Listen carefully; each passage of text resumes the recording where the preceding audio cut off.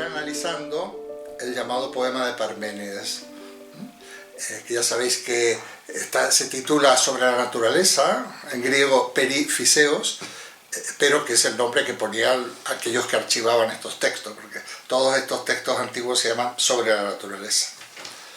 Entonces, sin más, puesto que en la clase anterior estuvimos poniendo algunas bases sobre Parménides y su pensamiento, que hoy también abundaremos en ello, vamos a enfrentarnos directamente con el texto, vamos, con una selección del texto, con unos fragmentos que yo he escogido. El texto no es mucho más largo, esto estaremos en un 30 o un 40%. ¿Y qué he hecho? Antes que nada voy a explicar qué he hecho. Yo he cogido las traducciones, varias traducciones, y he utilizado de cada una la que a mí me parecía más apropiada, y aparte, como tenía el texto griego al lado, bilingüe, podía cotejar algunas palabras para ver exactamente lo que significaban, ¿no? Entonces, ¿cómo se podía traducir mejor? Voy a decir más cosas cuando haga el comentario de esto. Así que yo le voy a pedir a nuestra querida amiga Mariana que nos lea una primera parte de este texto. El poema de Parménides sobre la naturaleza. Fragmentos revisados y adaptados. Las yeguas que me arrastran, tan lejos como mi ánimo deseaba, me han acompañado. Cuando me condujeron guiándome al famoso camino de la diosa que lleva al mortal vidente a través de todas las ciudades.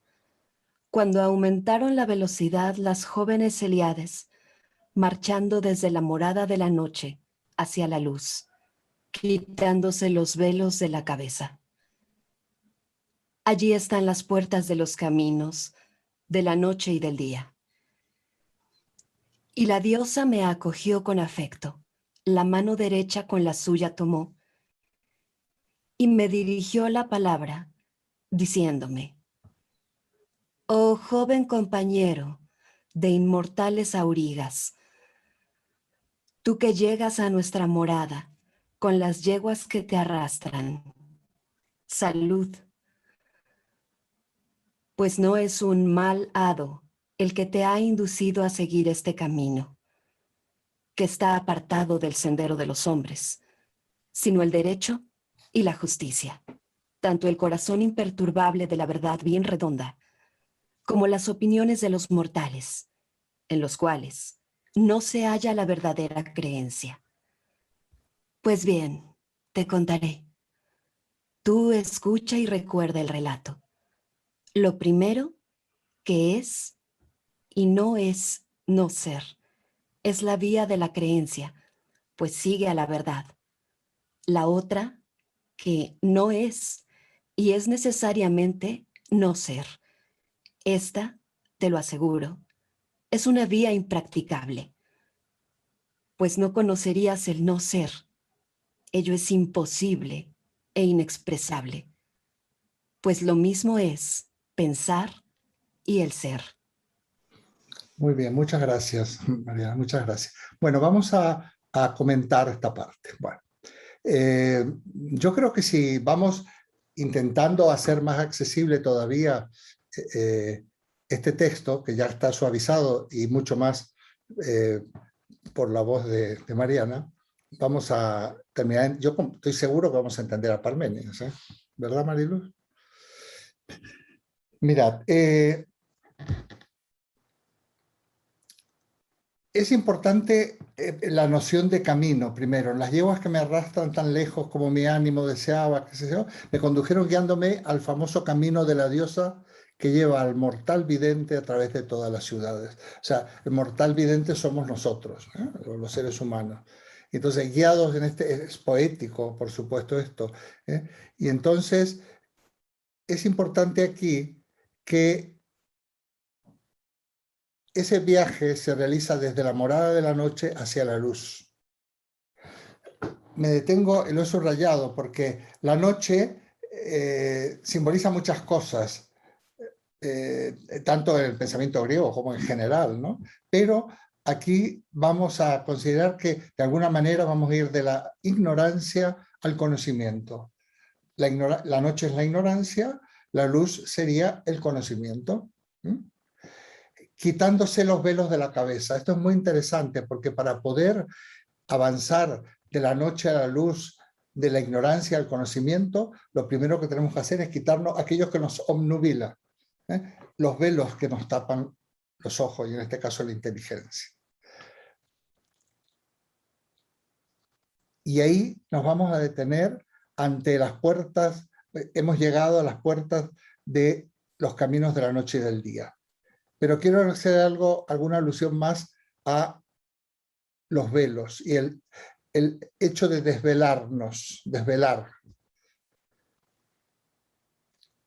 Pues en griego, la palabra verdad, verdad se dice aletheia. Puedes escribir como suena, pero con una Z. También se puede traducir aletheia con TH, que ya he dicho que el nombre Alicia exactamente es un nombre griego que significa verdad. Es un nombre bonito para los que quieran seguir teniendo hijos o lo que sea. Alicia. Y precisamente la verdad, en su sentido más primigenio, se puede considerar como el desocultamiento de lo oculto. Verdad es desocultamiento, desvelamiento, desvelar. ¿Qué cosa? Lo oculto. Los especialistas, estoy pensando en 3 o 4 de ellos, uno de ellos Heidegger, en el pensamiento griego clásico, insisten mucho en el concepto de verdad como desocultamiento. Lo explicaba muy bien un profesor argentino que se llamaba Raúl Echauri, que fue profesor mío, fallecido prematuramente hace muchos años, y en mi primero de carrera me acuerdo que una de mis primeras lecciones era esto, y la clase que dio sobre la verdad como desocultamiento me pareció maravillosa, me marcó esa clase de Raúl Echauri. Le digo, fallecido muy joven, con 40 y pocos años. Entonces, esto es una primera cuestión. Yo no voy a ser no voy a dar muchos datos. Quiero que vayamos cogiendo alguna cuestión y luego podemos conectarlas y relacionarlas unas con otras. Entonces, relata el tránsito de los mortales que somos nosotros a partir de la oscuridad de la noche hacia la luz. Y esto nos permitirá en ese viaje quitarnos los velos para poder, tal como yo he anticipado, conocer la verdad. Ya hablaremos de la verdad. La diosa, aquello que metafóricamente lo está guiando, le dice a este joven Auriga, también compañero de Montales Aurigas, un poco también una Auriga, porque también es un viajero, que no es un mal hado el que lo ha inducido a seguir este camino, que está apartado, no es un mal destino, no es algo negativo, sino que ese camino que él está siguiendo, que él está transitando, está regido por el derecho y la justicia. Lo he puesto con mayúscula, porque justicia en griego se dice dike, y la justicia, que es el equilibrio, es muy importante el concepto de equilibrio, lo rige todo. Entonces es precisamente la justicia, dike, y el derecho, lo que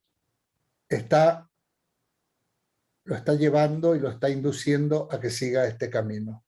Fijaos qué interesante, podemos ir apuntando la relación que se va a poder establecer entre verdad y bien, que es lo que busca la justicia.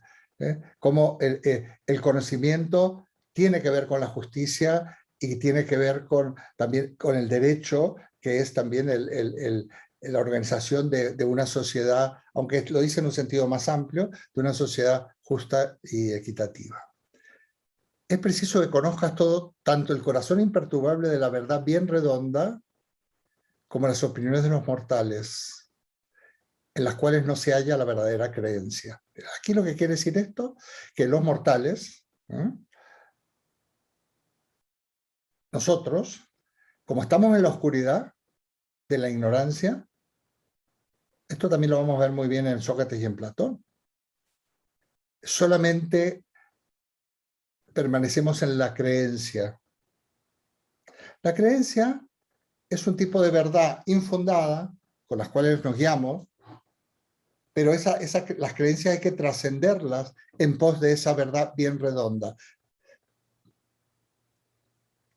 Comenté yo en la clase pasada cómo Ortega y Gasset, tan contemporáneo filósofo español del siglo XX, decía, lo que se trata es de poder convertir creencias en ideas. O sea, precisamente desarrollamos nuestro pensamiento crítico y nos quitamos las velas, el velo de los ojos, cuando somos capaces de reconocer que basamos nuestro conocimiento a veces en creencias infundadas, no necesariamente falsas, pero en todo caso endebles y confusas. Y lo importante es poder alumbrar, llegar a la verdad. Es muy interesante el concepto de alumbrar la verdad que va a utilizar Platón a través de Sócrates. Y va a ser muy bonito cuando analicemos el próximo texto, uno de los próximos textos va a ser el banquete, cuando dice que el maestro no enseña nada, sino que lo que hace es como la comadrona, no da a luz a la verdad, sino que ayuda a que el discípulo dé a luz a la verdad. Es una imagen preciosa. Entonces, es alumbrar la verdad, pero la verdad la alumbramos cada uno individualmente. O sea, alumbrar en el sentido, damos a luz.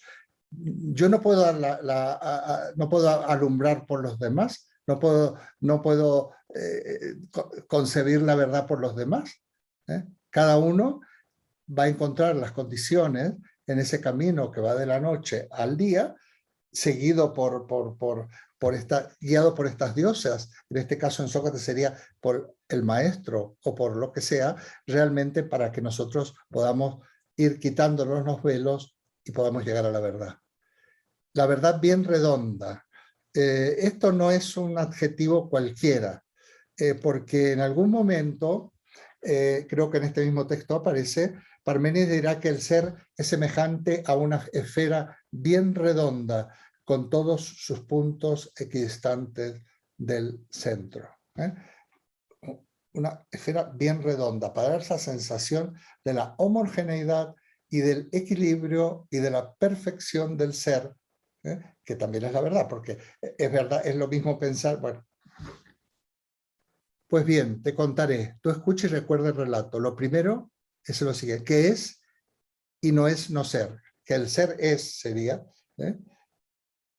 Aquí hay bastante problema por la traducción, porque hay gente que lo utiliza, hay algunos que lo traducen como ente o no ente. Al respecto tengo que decir que en griego ser se dice toon, que es el participio presente del verbo ser, pero también se dice toeinai. O sea, tanto el ser como el siente, digamos, el que está haciendo, nosotros no tenemos participio presente, es el ser. ¿Cómo sabemos esto? Porque los pensadores clásicos utilizan el término on y einai indistintamente. O sea, el infinitivo verbal sustantivado y on, que sería el que está haciendo o el siente. Yo decía que así como el amante ejerce la acción de amar o el durmiente ejerce la acción de dormir, el on ejerce la acción de ser. Entonces, y aquí nuevamente hoy va a ser homenaje a mi maestro Raúl Echauri. Él nos decía que era precisamente ambas expresiones, nos insistía mucho, eran indistintas. Se usaban de manera indistinta, por lo tanto podemos decir que eran sinónimos. Por lo tanto, yo prefiero introducir ser que ente en este texto. Entonces, lo primero, que el ser es y no es no ser. O también que el ser es y el no ser no es. Es otra traducción, pero esto es como más literal. Esta es la vía de la creencia, pues sigue a la verdad. O sea, las creencias no son errores. Lo que pasa es que este es el antesala de la verdad. La otra vía es la que no es y necesariamente no es. Esta, te lo aseguro, es una vía impracticable, pues no conocerás el no ser. Ello es imposible e inexpresable. La otra vía sería, no he querido traducir de manera tan libre. La primera es que el ser es y el no ser no es. Podéis apuntar. La segunda vía sería que el no ser es. Claro, esta vía dice es impracticable, porque ya veremos luego que realmente esto sería una contradicción, ¿no? O sea, atentaría contra el principio de identidad y por lo tanto eso no se puede pensar. Bueno, se puede pensar, pero no es sostenible. Pues no se conoce el no ser. Ello es imposible. Y también inexpresable. Esta es la relación que hay un poco entre digamos, pensamiento y lenguaje, ¿no? Lo incognoscible es también inexpresable. Y va a concluir Parménides en este párrafo, que es lo mismo pensar y ser. Hay muchas traducciones, pero básicamente yo ya la clase pasada había explicado que Parménides está equiparando Noé, puse incluso un esquema, que está en el vídeo ese, sobre todo el que subí, que lo he sintetizado, y el ser. Es lo mismo pensar y ser. Esto todavía queda pendiente de seguir dándole, digamos, analizando y dando distintas interpretaciones. Yo ya he ensayado una que está en el vídeo anterior de 1 hora 14 minutos. Nuestras 3 horas quedaron en 1 hora 14 minutos. Bueno, vamos a seguir con esto. Por favor, leamos otro trozo, Mariana, el siguiente. Ok. Es necesario decir y pensar que lo ente es, pues el ser, pero el no ser no es. Te ordeno que consideres esto. Te aparto, pues, de esta primera vía de investigación, así como de aquella por la que los mortales ignorantes, errantes, bicéfalos, son arrastrados, como sordos y mudos, estupefactos, gentes sin juicio para quienes el camino de todas las cosas marcha en direcciones opuestas. Pues nunca será conseguido que el no ser sea. Aparta tu pensamiento de esta vía de investigación y no te obligue a marchar por ella la costumbre tantas veces practicada. El ser es ingénito e imperecedero, pues es completo, imperturbable y sin fin. No ha sido ni será en cierto momento, pues es ahora todo a la vez, uno, continuo, pues, ¿qué nacimiento le buscarías? ¿Cómo y de dónde habría nacido? No te permitiré que digas del no ser, porque ello no es ni expresable ni concebible. Pues, ¿qué necesidad?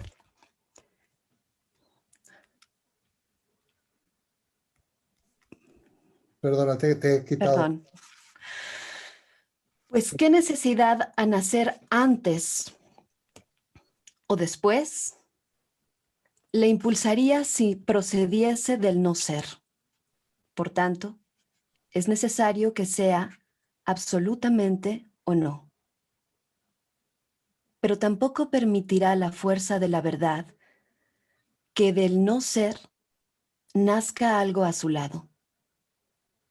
Tampoco que se engendre, ni que perezca permite la justicia relajando las cadenas, sino que las mantiene firmes. El juicio sobre ello en este respecto ¿es o no es? Pero se ha decidido, como era de necesidad, que esta vía era impensable e inexpresable. ¿Cómo podría perecer entonces el ser? ¿Cómo podría nacer? Por tanto, queda extinguido el nacimiento e ignorada la destrucción. Muy bien, muchas gracias. Bueno, fijaos, Aquí yo sí que he respetado la expresión ente para que veáis que se pueden utilizar indistintamente. Dice, es necesario decir y pensar que lo ente es, o sea, es lo mismo, pues es el ser. Lo ente es el ser, para que os quede claro eso. Pero el no ser no es. Te ordeno que consideres esto, le dice la diosa. El ser es el principio de identidad, sobre el cual se va a basar toda la lógica, como mínimo occidental. Y es la base de lo que va a ser la lógica binaria, es la base de la ciencia y también de la filosofía. Que el ser es y el no ser no es. Y luego lo que viene a decir en este texto es que si titubeamos y vamos de un lado a otro, como tambaleándonos entre el ser y el no ser, vamos a andar. Me gustan mucho estos ignorantes, errantes, bicéfalos, arrastrados como sordos y mudos, estupefactos, gente sin juicio. Bueno, es un poco una descripción que la he dejado, me parece bastante gráfica de lo que puede ser la ignorancia. Habría que ver lo que quiere decir esto, pero no es lo más importante. Nunca será conseguido que el no ser sea. Aparta tu pensamiento de esta vía. Y aunque la costumbre te lleve a esto, aquí también estamos hablando del cambio del devenir y de muchas otras cosas. Yo quiero que de alguna manera, después de esta lectura y un cierto glosar el texto, entremos en materia. No me voy a detener ahora en esto. El ser es, bueno, y aquí viene una cosa muy importante. El ser es ingénito e imperecedero, o sea, no ha nacido ni perecerá, no tiene nacimiento. El ser es completo e imperturbable y sin fin. Esto se resume como que ahí el ser está. Ya lo decíamos la clase pasada. El ser está. No ha nacido ni tampoco terminará. Aquí cabe, lo haremos inmediatamente o dentro de un rato, una comparación entre la visión griega del tiempo, del universo, etcétera, de la naturaleza, que es en realidad uno de los hitos dentro de lo que podríamos llamar toda una corriente de pensamiento y una corriente de pensamiento e incluso lingüística, que es la corriente indoeuropea, y la vamos a comparar con la corriente semita, que es la que está presente en la Biblia, y la concepción del tiempo que tiene el pueblo hebreo concretamente, y que está en la Biblia. Lo vamos a comparar. El ser es entonces completo, imperturbable. Es uno, continuo. Es todo, es ahora todo. Es el todo, ya lo hemos dicho. El ser es todo. Todo lo que es, lo primero que se puede decir de lo que es que es un ser. Luego ese ser será un animal, una planta, una piedra, un libro. Pero en lo que coinciden todos los seres, coincidimos todos los seres, es que somos. Entonces, el ser aquí está visualizando Parménides la noción de todo. Por eso fuera del todo no hay nada. Pero no, en el sentido nuestro, ¿no? En el sentido nuestro. El término nada, ya sabéis que ahí no tiene mucha cabida. Porque de todas maneras, si el ser es todo y descubriéramos un ser que no lo habíamos, pues se incluye. Es como si automáticamente sería absorbido por la noción de ser, ¿no? Estoy dando unas imágenes un poco demasiado pedestres. Es uno, claro, el todo es uno, no puede haber dos todos. Porque si hay dos todos, voy a quitar esto porque si no me va, esta vez lo voy a, perdonadme.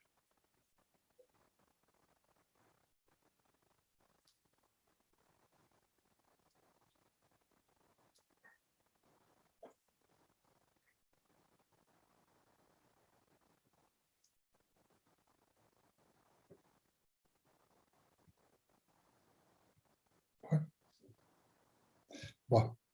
El ser es todo, es uno, es continuo.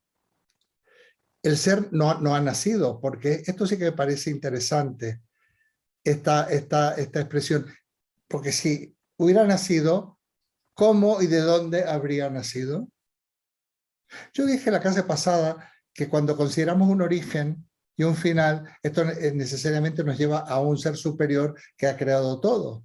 Él no está polemizando con esto, porque ni se le ocurre que pueda haber un Dios creador. Los dioses griegos son demiurgos, ya veremos, artesanos, ya lo veremos. Si dijéramos que tiene origen, alguien lo tendría que haber creado. ¿De dónde habría nacido? Entonces no ha nacido, porque ese de dónde ha nacido también es ser. Por lo tanto, sería una simple emanación de ese ser. O sea, que esto quiere decir que la naturaleza está. A mí este razonamiento me parece muy importante y como occidental post-cristiano, en el sentido que después de que ya existe el cristianismo, a mí me ha aportado mucho para no devanarme la cabeza pensando en el origen ni en el final. Me ha servido muchísimo. Esas ideas que Kant dice que nos asaltan, que son las nociones metafísicas, yo creo que quedé vacunado cuando tuve estas magníficas clases.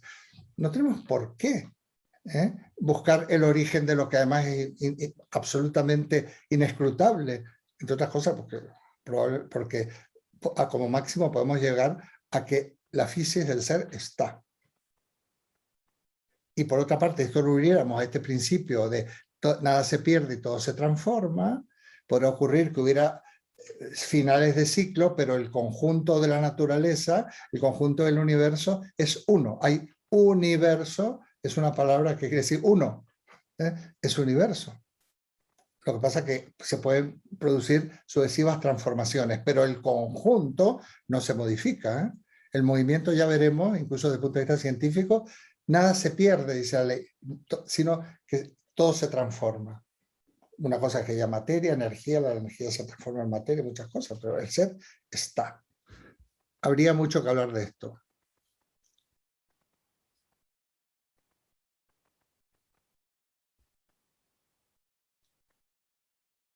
El ser entonces no puede ni nacer ni perecer. Esto lo quiere decir este párrafo. Dice, por tanto queda extinguido el nacimiento e ignorada la destrucción. No hay lugar a hablar de nacimiento ni tampoco de destrucción o de final. Habría que ver entonces cómo encajamos esto con una visión del tiempo formada a través de alfa y omega, un principio y un fin. Bueno, continuamos leyendo. Sí.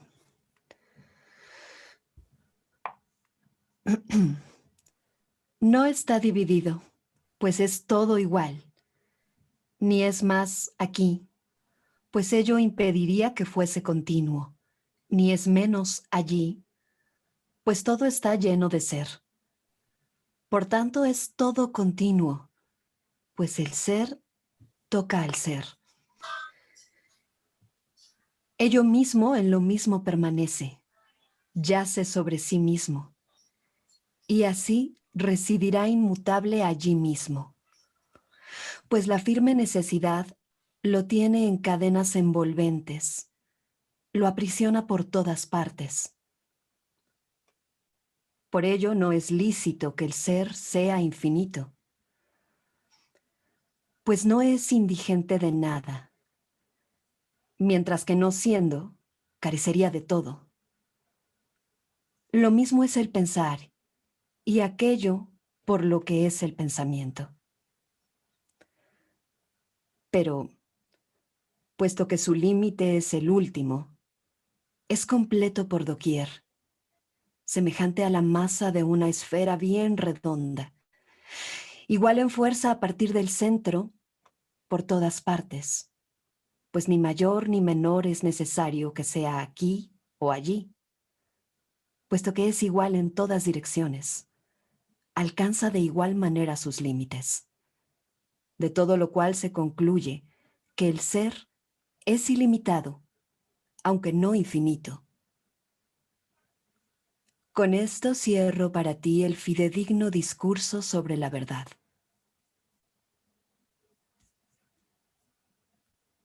Bien.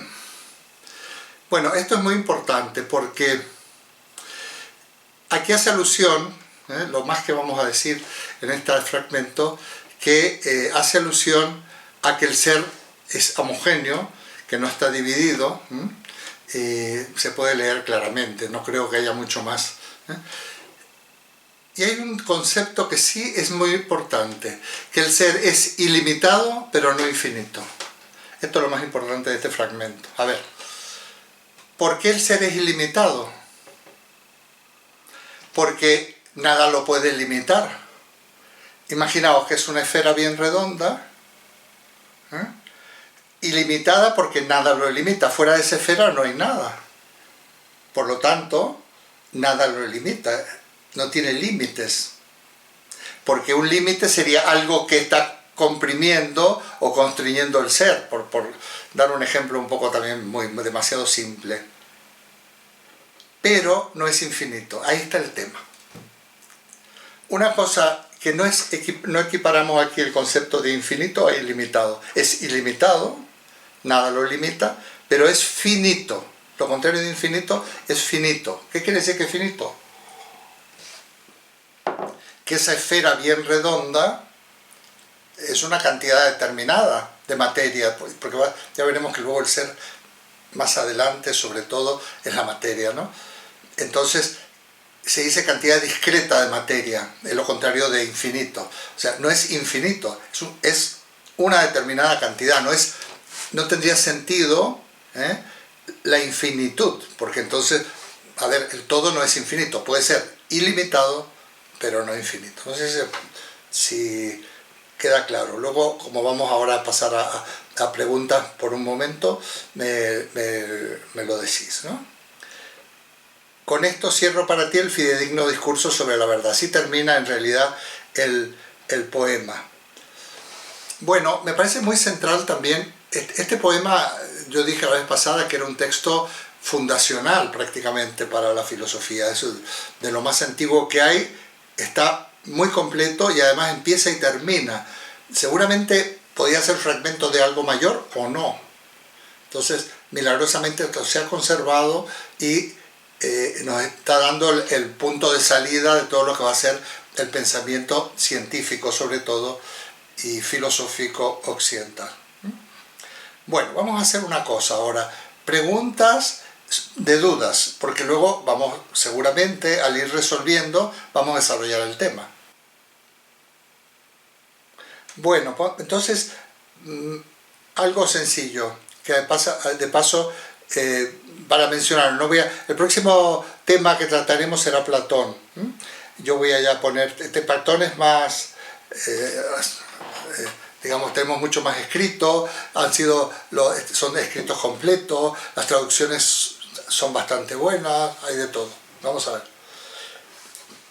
Dicen los manuales de filosofía y las historias de filosofía, y vamos, lo aceptamos, que la filosofía, que en realidad yo digo la ciencia, la episteme, surge por allá por el siglo VI a.C. Yo mandé una cronología, una listita. El más antiguo del que se habla es Tales de Mileto, sobre el cual no se conserva absolutamente nada. Sin embargo, el teorema de Tales sí se conserva, pero no de puño y letra de Tales. Parménides un poco después. Entonces, según dicen también los historiadores de la filosofía, la primera pregunta no es que esté escrito en ninguna parte. Lo primero que se produce un cambio, esto es un poco tópico, pero bueno, lo voy a explicar así, que se produce una transición entre el mito, como manera de entender la realidad, y el logos.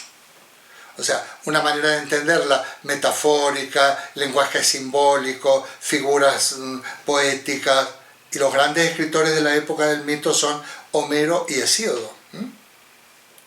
Y de ahí se va a producir una transición hacia otro tipo de conocimiento, de otro tipo de expresión, que algunos le llaman el logos. Más bien el logos es la inteligencia. Yo le voy a llamar, y otros también, la episteme. Entonces, el tema principal, central, el inicial del logos, de la episteme, es precisamente la pregunta por la naturaleza. la pregunta de algo así como ¿qué es la naturaleza? ¿Qué es la physis?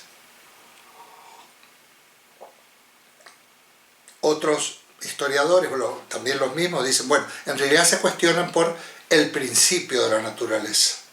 Y esto en griego se dice arjé, el arjé de la physis, arjé que de ahí viene arcaico, algo que es antiguo, inicial, también importante, arzobispo, archipé, etc., ¿no? La pregunta por el arjé de la physis. ¿Cómo sabemos que se preguntaron sobre esto?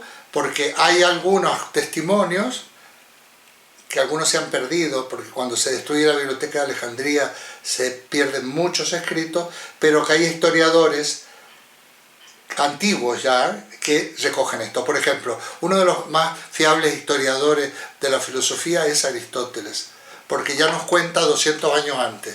Todas estas cosas las cuenta Aristóteles en su obra, por ejemplo, en la física.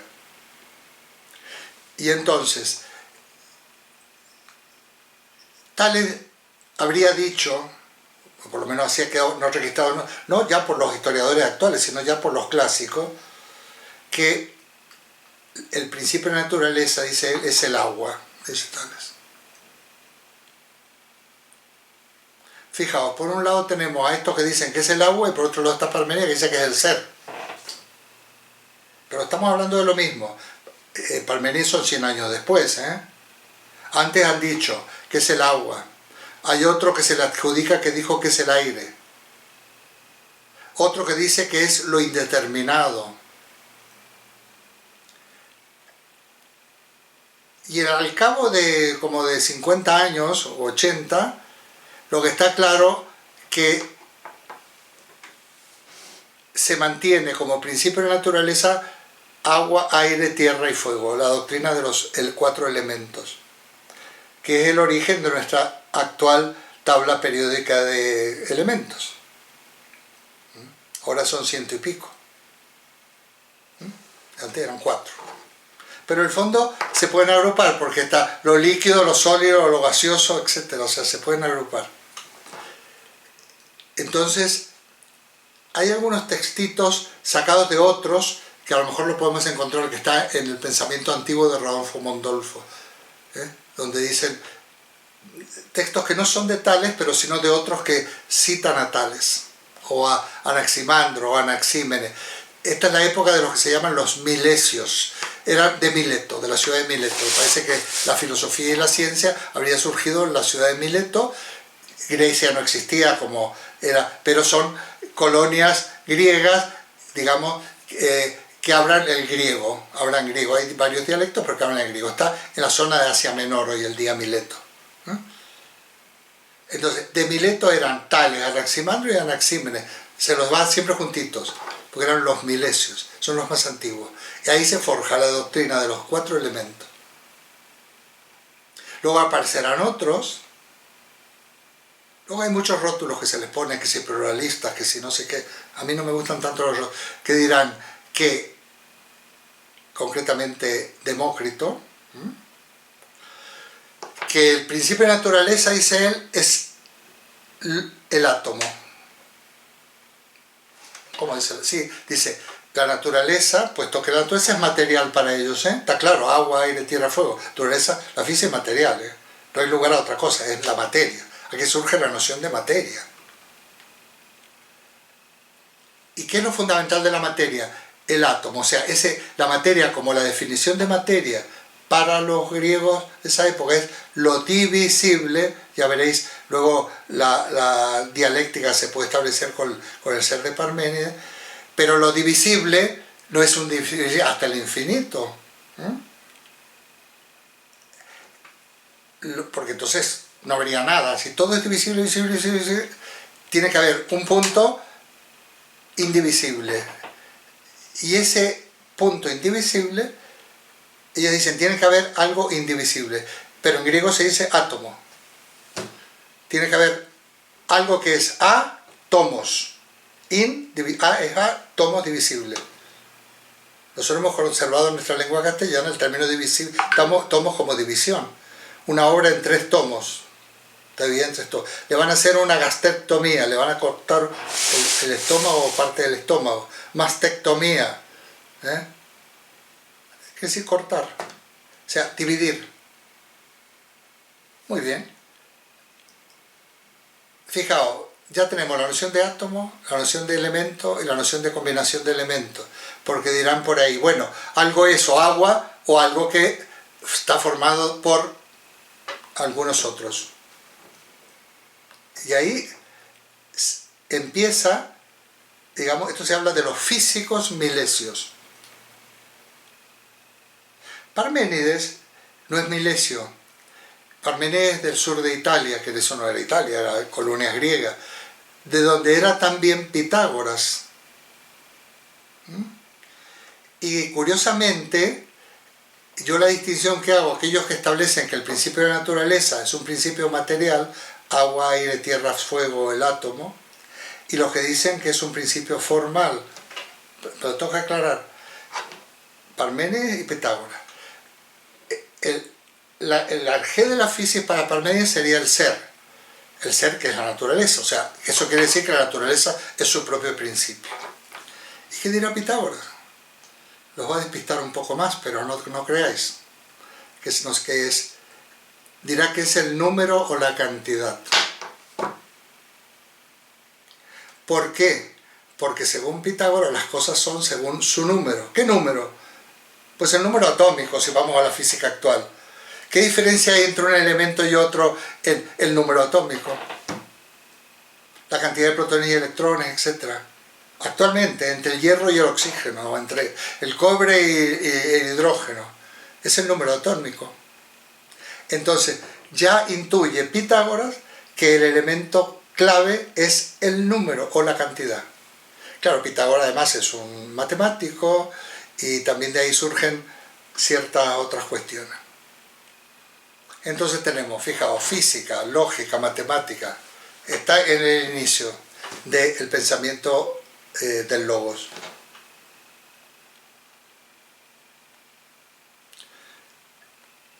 Será muy interesante Aristóteles, porque Aristóteles va a sintetizar todo esto.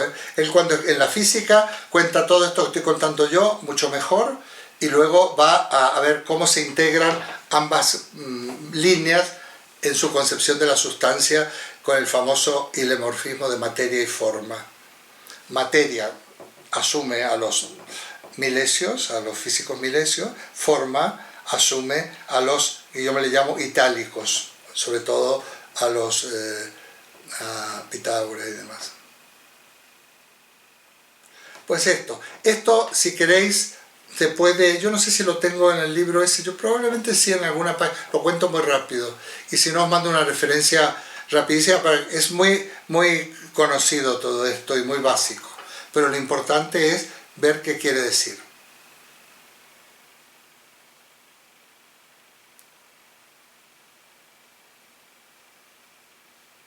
Nosotros en realidad lo que estamos es en el surgimiento, el nacimiento de la ciencia, porque es la primera, los primeros 200 años de la filosofía es la física.